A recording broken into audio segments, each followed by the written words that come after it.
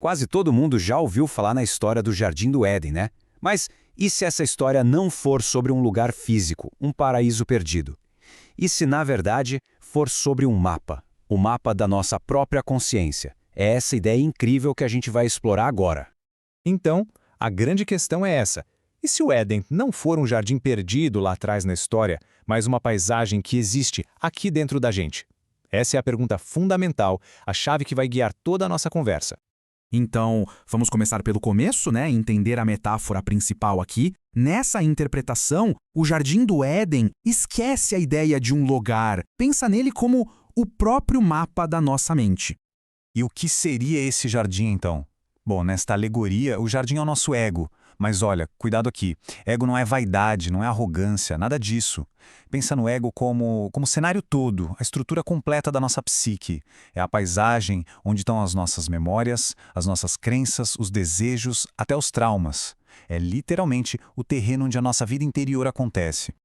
Ok, para a gente decifrar esse mapa, tem uma chave, uma espécie de legenda. É bem simples, olha só. Adão representa o corpo, a presença física pura. A Eva é a mente, ou alma, aquela parte que imagina, que questiona. O jardim, como a gente acabou de ver, é o ego, o nosso mundo interno. E a serpente? Aqui está o pulo do gato. A serpente não é o mal, ela é o nosso impulso natural para expandir, para querer saber mais. Beleza, com o mapa em mãos, vamos agora conhecer os primeiros habitantes dessa psique. Quem são os personagens que vivem nesse mundo interior antes do que a gente pode chamar de a grande expansão da consciência? O ponto de partida de tudo é Adão. Ele é o símbolo do corpo no seu estado mais puro, sabe? É a pura presença. É sentir o sol na pele sem pensar, que sol gostoso. É só sentir.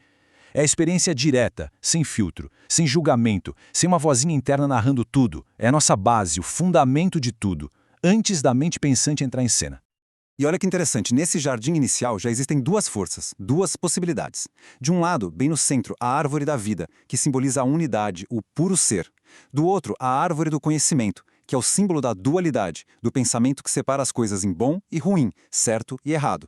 Ou seja, a semente da tensão entre simplesmente ser e começar a pensar já estava lá desde o início. Exatamente.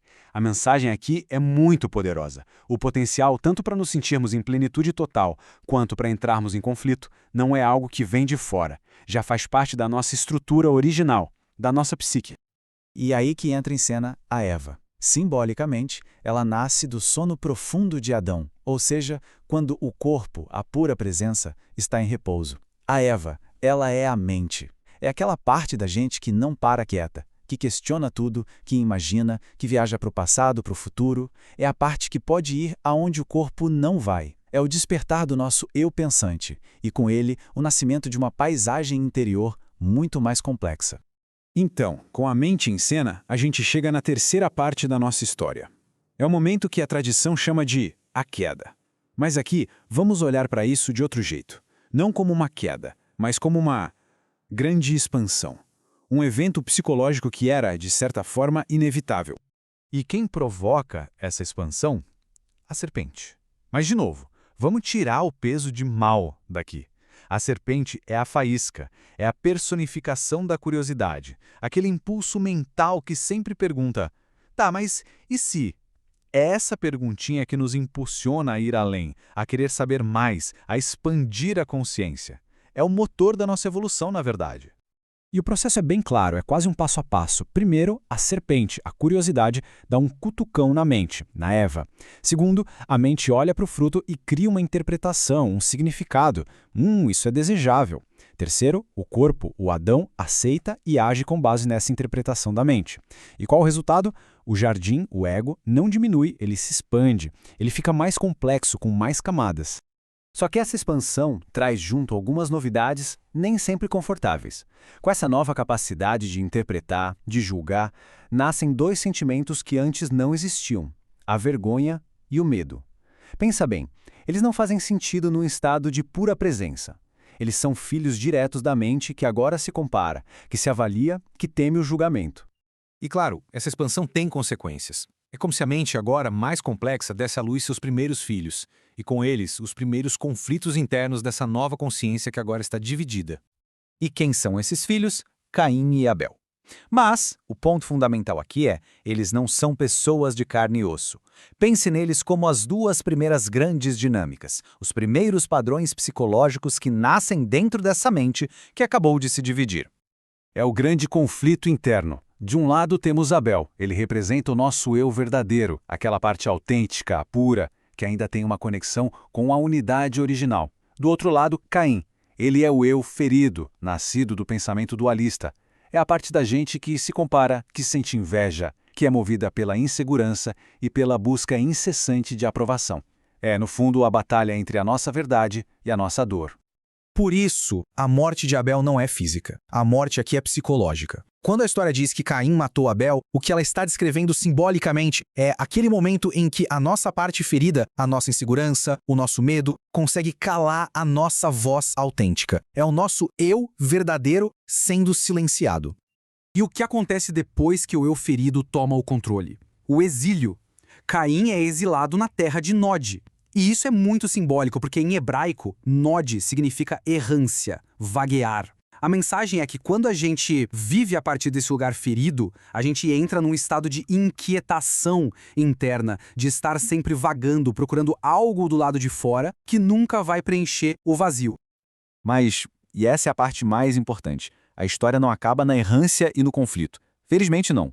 A última parte do mapa nos mostra que existe um caminho de volta, uma jornada de volta ao centro. E quem simboliza essa jornada? Um terceiro filho, Sete. Ele nasce depois do conflito, depois da dor. Ele não é um Abel 2.0. Ele é algo novo, o símbolo do renascimento da consciência. Sete representa o momento em que a gente decide conscientemente iniciar a jornada de volta, de curar essa divisão interna. Não é um retorno à inocência perdida, mas sim um passo em direção a uma consciência madura. Essa jornada pode ser vista como uma espiral, sabe? A gente começa lá em cima na inocência, uma unidade ainda inconsciente. Aí vem a expansão e a gente cai no vale do conflito, da divisão. Mas o caminho não é voltar para a inocência, é subir para um novo pico, o da consciência. É alcançar um novo tipo de unidade, só que dessa vez uma unidade consciente, integrada e madura. E no fundo, o coração dessa jornada é um chamado interior, é um ato de consciência. É como se uma parte nossa olhasse para outra, para a mente que se perdeu, que vagou longe demais, e dissesse: "Ei, alma, já deu, eu te chamo de volta, vamos juntas voltar para casa, para a árvore da vida, para o nosso centro."